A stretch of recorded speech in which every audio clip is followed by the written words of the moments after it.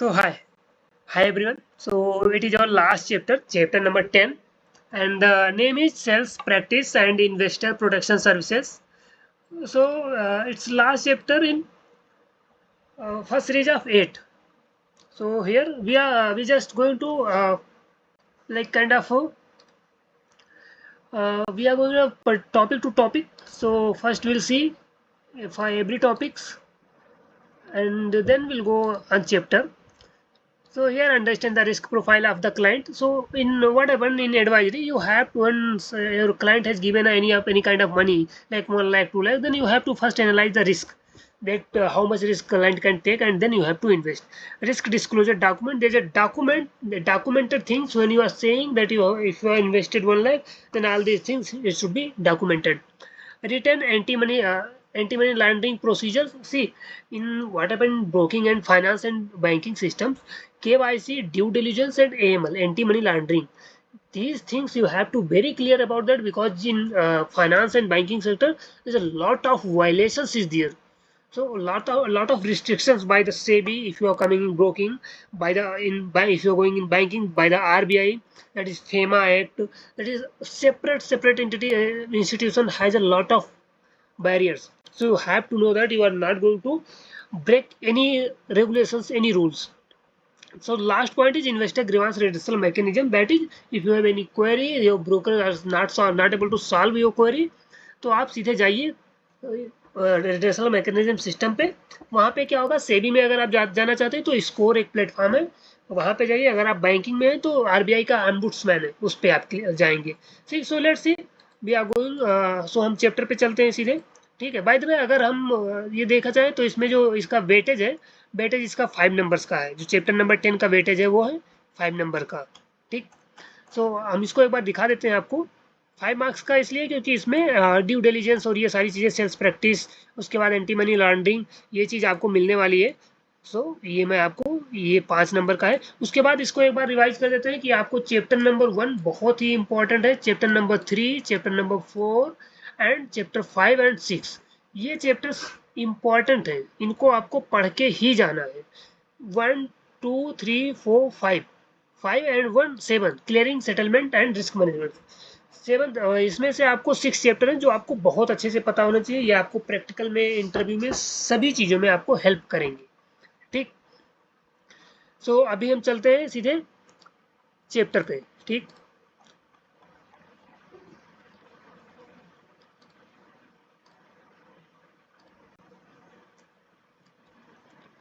Okay, so here is a chapter. After studying this chapter, what we are going to understand? So it's a basis line like importance of understanding client risk profile. Same thing what I have told, that you have to analyze the client risk, how much client are risky, and the risk disclosure document. These are documented things you have to disclose. Client identification procedures. You have to identify client also. If the अगर कोई client आपके यहाँ account open करता है, bank account हो गया, demat account हो गया, तो आपको पहले आइडेंटिफाई करना है कि क्लाइंट जेन्युइन है या कैसा क्लाइंट है. ठीक है, क्योंकि फ्रॉड ना हो जाए. Due diligence process of customers. Due diligence करना है, कहाँ का रहने वाला है, पैन कार्ड, आधार कार्ड, फोटो, सिग्नेचर, ये सब लाइव होनी चाहिए. Documents required under KYC process. सो बैंकिंग में क्या होता है कि आपको आधार कार्ड होना चाहिए for address proof, pan card होनी चाहिए फॉर इनकम प्रूफ, उसके बाद आपका फोटो होनी चाहिए, आप लाइव फोटो होनी चाहिए, आपका सिग्नेचर लगेगा, एक नॉमिनी लगेंगे. ठीक है, ये सारी चीज़ें होती हैं कि आप नॉमिनी इसलिए क्योंकि आप किसी और से कॉन्टेक्टेड हो, जिनका अकाउंट है हमारे यहाँ. फिर है next topic, suspicious transaction report. Suspicious transaction report like if anybody have a income proof only 1 lakh rupees या 5 लाख रुपीज़. अगर किसी का जो ITR है 5 लाख का है, लेकिन उनका ट्रांजेक्शन हो रहा है 60 लाख का, 70 लाख का, 80 लाख का, सो ये सस्पिशियस ट्रांजेक्शन के थ्रू उनको कॉल जाएगा बैंक से या फिर ब्रोकिंग हाउस से. Investor grievance redressal mechanism. So वही है कि आपको अगर कोई क्वेरी है तो आप जाएंगे कहाँ बेसिकली. ठीक, उसके लिए ये चीज़ है. So now we are going to chapter wise. Okay. So further अभी देखिए, अभी ये डिफिनीशन है, the finance sector has an important role to play an economy. Obviously finance sector बहुत बड़ा है और ये इकोनॉमी पे मेजर इम्पैक्ट है. It has a responsibility to ensure stable market and supporting the real economy. Finance से सब कुछ जुड़ा हुआ है, इकोनॉमी जुड़ी हुई है, देश की किसी भी कंट्री की वहाँ की जितनी भी एक्टिविटीज होती है सब में फाइनेंशियल चीज होती ही होती है। फाइनेंस से कोई चीज इधर है ही नहीं, इधर मीन्स उससे बाहर नहीं है। The primary functions of a financial institution is to provide a sustainable financial services. Bank हो या फिर कोई भी इंस्टीट्यूशन हो, सबसे मेन इशू है कि सस्टेनेबल फाइनेंशियल सर्विसेज हो, एक स्मूथ सर्विसेज हो, ठीक है, फ्लेक्सिबिलिटी नहीं होनी चाहिए। Giving good advice and having excellent customer services is a preconditions of long-term success of any financial institutions like SBI.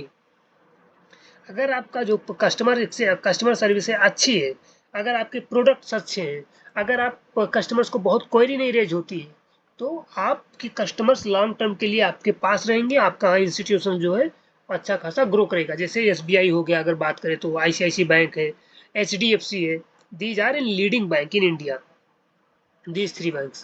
So financial institutions should have a customer oriented approach where sales of products are customer led and always accompanied by correspondingly effective, efficient and appropriate advice. जो भी आप advice दे रहे हो, being an advisor, being an RM, आप एक effectively advice दो, ठीक है। उसके बाद है high return high risk investment. See, अगर आपको ज़्यादा रिटर्न चाहिए then you will have to take a more risk. If you want less risk, you go to in FD, you go to in mutual fund, you go to in any other segment of bond, SGB, sovereign gold bond or ETF, all these things. There's a lot of options. But अगर आपको return लेना है तो आपको risk भी लेना ही पड़ेगा, ठीक। सो ये उसके रिगार्डिंग दिया हुआ है। इन्वेस्टमेंट एडवाइजर सर्विसेज बेसिकली ये एक, अगर आप इक्विटी डेरिवेटिव एग्जाम क्लियर करते हो तो आपको ये काम करना है कि an investment adviser is a individual or firm responsible to making a investment on behalf of and public or providing advice to investors. Basically अगर आप NISM क्लियर करते हो as a equity dealer, equity adviser, कहीं भी आपकी job लगती है तो आप एज ए इन्वेस्टमेंट एडवाइजर काम करने जा रहे हो, जहाँ पे आपको क्लाइंट को अपने बताना है कि सर आप पर्टिकुलर स्टॉक में लगाइए, इतने समय तक का लगाइए, ये एंट्री पॉइंट है, ये एग्जिट पॉइंट है, इसमें इतना रिटर्न एक्सपेक्टेड है, ठीक। मार्केट में कोई चीज़ गारंटी नहीं होती है तो हमें गारंटी वर्ड नहीं यूज करना है। जैसे यहाँ पे दिया हुआ है already, investor should be careful of opportunity that promise speculator profit or guaranteed return. There is nothing is guarantee in market. Unsuitable investment recommendations नहीं दे सकते। जैसे कोई स्टॉक है 5 का 50 लाख हो जाएगा, 5 लाख लगाओ 50 लाख हो जाएगा, 10 लाख लगाओ 20 लाख हो जाएगा। There is nothing is this kind of schemes in market. That's only you will get in Lakshmi Chit Fund and all these things, which is in movie, which is things happen in only in movie. So churning is a basic is the like keywords terminology. इसको आप पढ़िएगा कि churning refers to when security professional making unnecessary and excessive trades in customer account for the sole purpose of generating commissions or investors should be careful review there monthly account statement. देखिए ये होता है churning, ये होता है कि किसी कोई क्लाइंट आप पे बिलीव कर रहा है या आप किसी का आपका कोई पेट क्लाइंट है और आप ब्रोकरेज या कमीशन बनाने के लिए उसके अकाउंट में अननेसेसरी ट्रेड कर ले रहे हो। अननेसेसरी ट्रेड का मतलब ये है कि आप जहां 2 ट्रेड करते थे, 4 ट्रेड करते थे, आपके ऊपर टारगेट है या कुछ भी है, आपको लग रहा है कि हाँ हमें कमीशन की जरूरत है तो आप अच्छा ज़्यादा ट्रेड कर रहे हो, दैट इज ये चर्निंग बोलते हैं। आप ये चीज़ नहीं कर सकते, ऐसा इथिकल, इनलीगल, अनइथिकल है। Investor seminar. At the some point of the investor seminar, advisors may pitch unsuitable products. Investors should avoid making rush decision in such situation.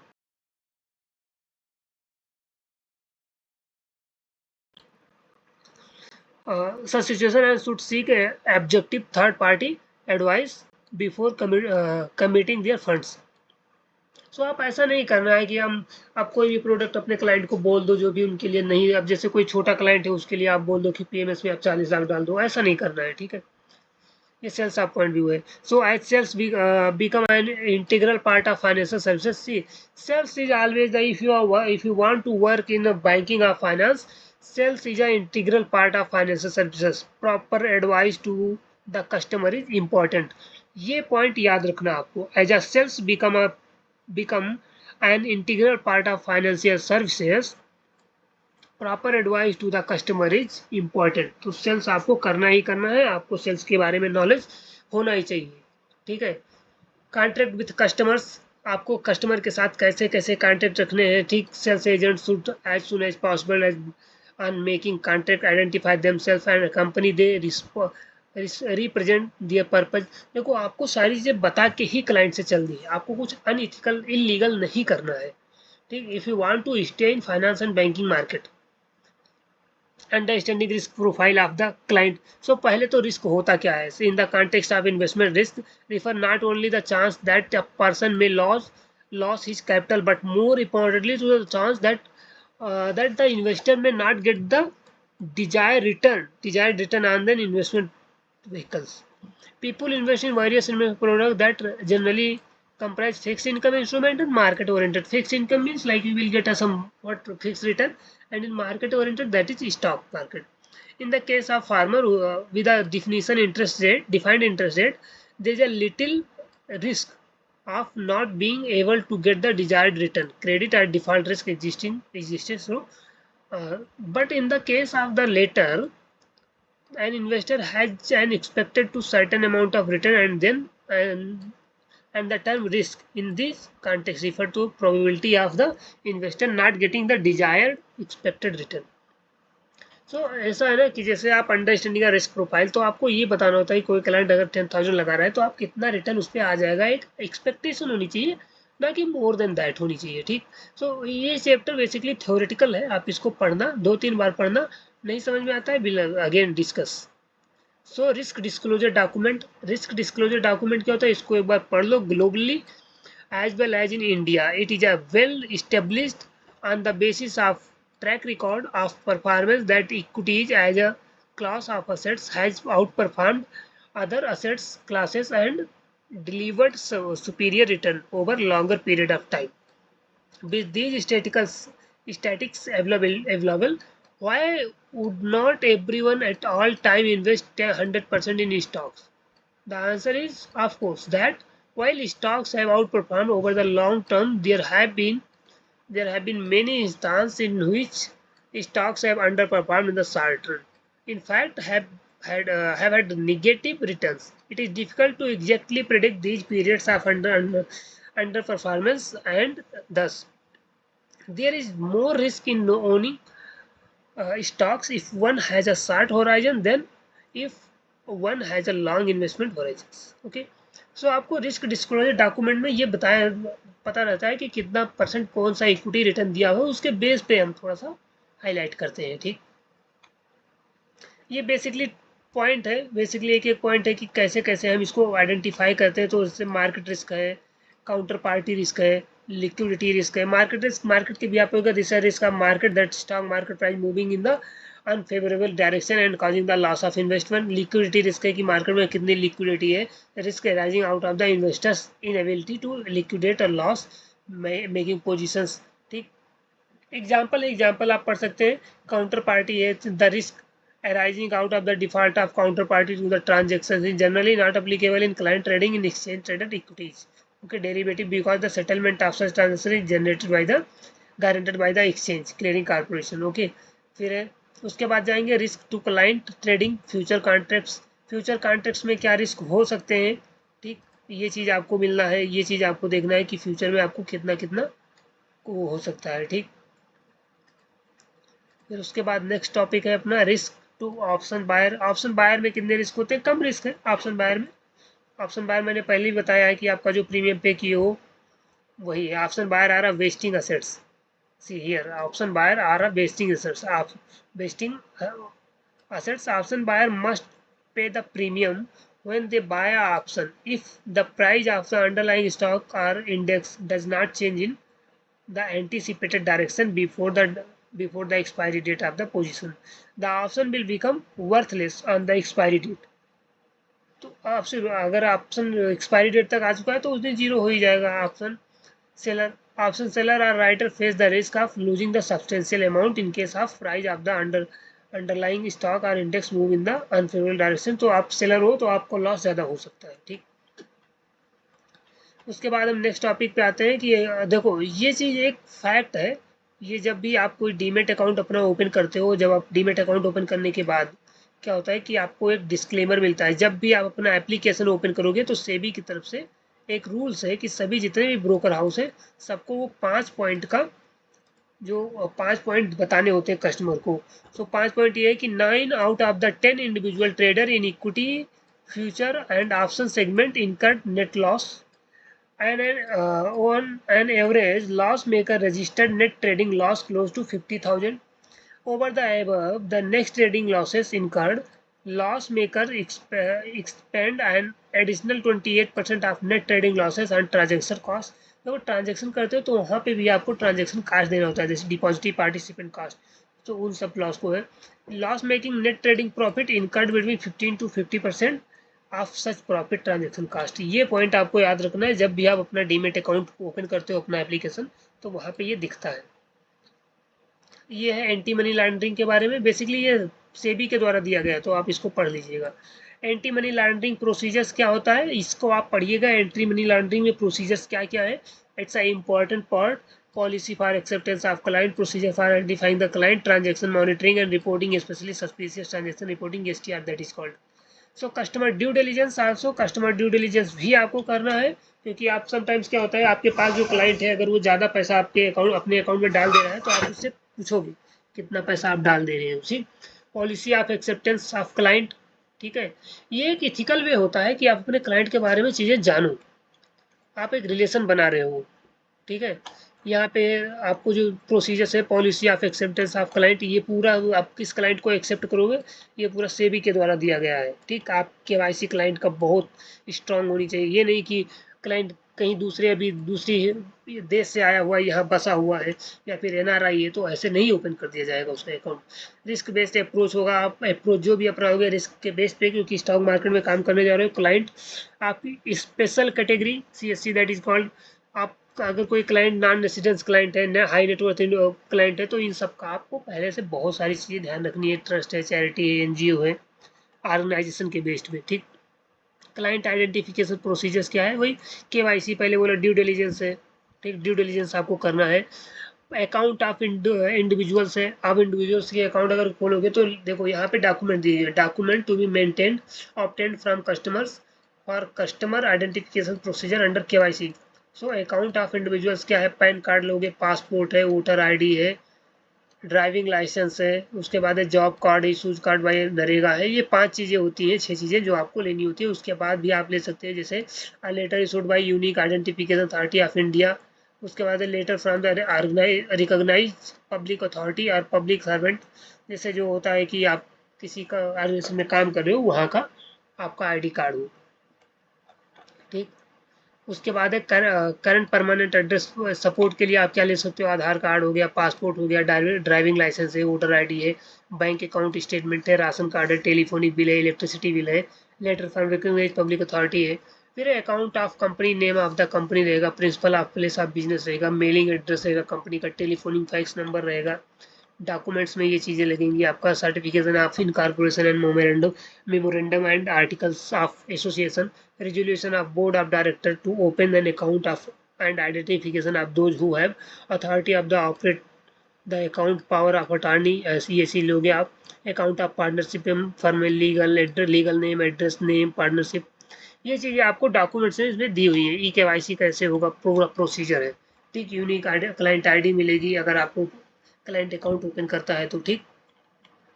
उसके बाद इन्वेस्टर ग्रीवांस सिस्टम, सिस्टम या mechanism, तो इसको आपको पता होना चाहिए कि अगर आपको कोई इशू है तो ये स्टार्ट कब हुआ। So investor service department is a very important department and is considered as a key regulatory functions of SEBI in terms of monitoring exchange under SECC regulation act 2012, ये आपको याद रखना है, ठीक। Further having a proper mechanism of investor grievance redressal is a must and is an ongoing conditions for eligibility of membership of the exchange under broker regulation act 1992, broker regulation 1992, okay. So उसके बाद आपको बता देते हैं कि ये कहाँ से आप ग्रीवांस को फाइल करोगे। सो गाइडलाइन फॉर फाइलिंग कंप्लेन, ठीक, ऐसे आपको फॉलो करना पड़ेगा। ये गाइडलाइंस हो गए। Client should first send the complaint against concern member to the exchange with whom the respective member is registered and then the SEBI। तो ये पूरा प्रोसीजर है, आप प्रोसीजर पे जाइएगा। Online dispute resolution in Indian security market leveraging a digital transformation, उसके बाद यहाँ पे ODR है, अभी ODR का सर्टिफिकेशन भी हो रहा है free, you can do that also. The purpose and overview of the ODR portal. So आपको ये भी पता होना चाहिए कि आप अगर कोई इशू होता है तो आप शिकायत कहाँ करोगे, ठीक है। ये सारे सर्विस रिलेटेड कंप्लेंट्स, आपको कंप्लेंट्स कैसे करने हैं ये प्रोसीजर से आपसे इसका नाम पूछ सकते हैं पेपर में, बाकी ये नहीं पूछेंगे प्रोसेस क्या है, ठीक। अब ये जो ये पॉइंट जो दिए हुए हैं इसको आप पढ़ लेना थोड़ा सा। जैसे इसमें है ना, the purpose of and the overview of ODR portal. ODR portal एक बहुत बड़ा, बहुत अच्छा पोर्टल है और बहुत ही सुविधाएं देती है। सर्विस रिलेटेड कंप्लेंट कर सकते हो वहाँ पे, आप ट्रेड डिस्प्यूट का कंप्लेंट कर सकते हो, डिस्प्यूट रिलेटेड आप टू फीस कर सकते हो, प्रोडक्ट मिस रिप्रेजेंटेशन कर सकते हो। जैसे कोई डीमेट अकाउंट बोला कि कोई कंपनी बोल रही है डीमेट अकाउंट इतने में खोल रहे हैं, फिर बाद में हिडन चार्जर लग रहा है। इशू विद डिपॉजिटिव पार्टिसिपेंट, आपने कोई ट्रांजेक्शन किया, ओवर चार्ज हो गया, कंप्लाइंस वायलेशन अगर कोई कर रहा है आपके अकाउंट में, ट्रेड हो गया, और इथिकल वायलेशन विदाउट आपको बताया ट्रेड हो गया, प्रोसेस फॉर एड्रेसिंग ग्रीवांसेस हो गया, ठीक। ये सारी चीज़ आपको पता होना चाहिए कि features of improve the over previous systems. तो ये चीज़ आपको पता होना चाहिए, step by step guideline how to ODR portal work. So ये भी आप पढ़ लेना, बट इसको पूछेंगे नहीं पेपर में आपसे वो, ठीक। General do's and don't for investor. So basically ये डूज एंड डोंट है ना, ये नॉट ओनली फॉर इन्वेस्टर्स, ये एडवाइजर्स के लिए भी है, क्योंकि आप एडवाइजर बाद में हो, इन्वेस्टर आप भी हो। By profession you are advisor, but by आप कहीं ना कहीं प्रोफेशन से बाहर निकलोगे देन आप भी इन्वेस्टर हो। तो ये चीज पॉइंट आपको भी पता होना चाहिए। So next we are going to read the simple questions, but first I am telling you again, you have to know the do's and don'ts about financial market. You should know all these topics which is important. So here is a do's, and here is a don't. So whatever you are going to do, you should know about this also. So now we are going to move on questions.